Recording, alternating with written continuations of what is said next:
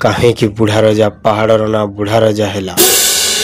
କ'ଣ ସତେ ବୁଢ଼ା ରଜା ଉପରେ ଡମରୁ ବାଜୁଥିଲା? କ'ଣ ସତେ ଭଗବାନ ଶିବ ପାହାଡ଼ ଉପରେ ପ୍ରକଟ ହେଲେ? ଆସନ୍ତୁ ଜାଣିବା ଗୁପ୍ତ ରହସ୍ୟ।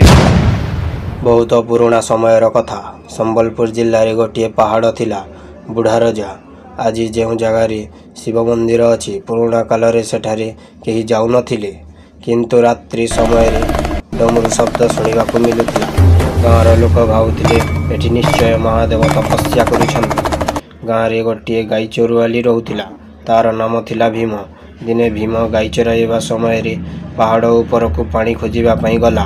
ପାହାଡ଼ ଉପରକୁ ଚଢ଼ିଲା ପରେ ସେ ଦେଖିଲେ ଗୋଟିଏ ବାବା ଆଖି ବନ୍ଦ କରି ଓମ୍ ନମଃ ଶିବାୟ ପାଠ କରୁଥିଲେ। ଭୀମ ଡରିକି ପଚାରିଲା, ବାବା ତମେ କିଏ? ବାବା ହସି କହିଲେ, ମୁଁ ଏ ଜଗତର ସେବକ। ତାହେଲେ ମୁଁ ବି ବନିବି ଶିବଙ୍କ ଭକ୍ତ। ବାବା ହସି କହିଲେ, ପ୍ରତିଦିନ ତୁ ମୋ ପାଖକୁ ଆସିବୁ, ମୁଁ ଶିଖେଇ ଦେବି। ପ୍ରତିଦିନ ବାବାଙ୍କ ପାଖକୁ ଆସି ଶିବଙ୍କ ପୂଜା ଧ୍ୟାନ ଜ୍ଞାନ ଶିଖିଲା। ଏପରି ଦିନ ବିତିଗଲା। ଗାଁରେ ଶାନ୍ତି ଓ ଭକ୍ତି ମାହୋଲ ଥିଲା। ହେଲେ ଗୋଟିଏ ରାତ୍ରି ଝଡ଼ ବାତ୍ୟା ଆସିଲା ଓ କଳା ମେଘ ଛାଇଗଲା। ଶବ୍ଦ ସୃଷ୍ଟି ହେଲା।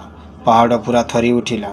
ଠିକ୍ ସେହି ସମୟରେ ଭୀମ ଦୌଡ଼ି ଦୌଡ଼ି ପାହାଡ଼ ଉପରକୁ ଗଲା। ହେଲେ ବାବା ପାହାଡ଼ ଉପରେ ନଥିଲେ। ବାବାଙ୍କ ସ୍ଥାନରେ ଗୋଟିଏ ଦୀପ ଡକ୍ ଡକ୍ ହୋଇ ଜଳୁଥିଲା।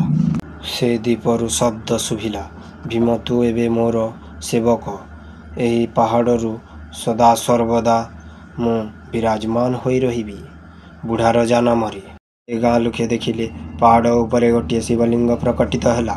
ଲୋକେ ଆଶ୍ଚର୍ଯ୍ୟ ହୋଇ ପୂଜା ଆରମ୍ଭ କଲେ ଏବଂ ସେ ଦିନଠାରୁ ଗଢ଼ି ଉଠିଲା ବୁଢ଼ା ରଜା ମନ୍ଦିର ନାମରେ ନାମିତ ହେଲା।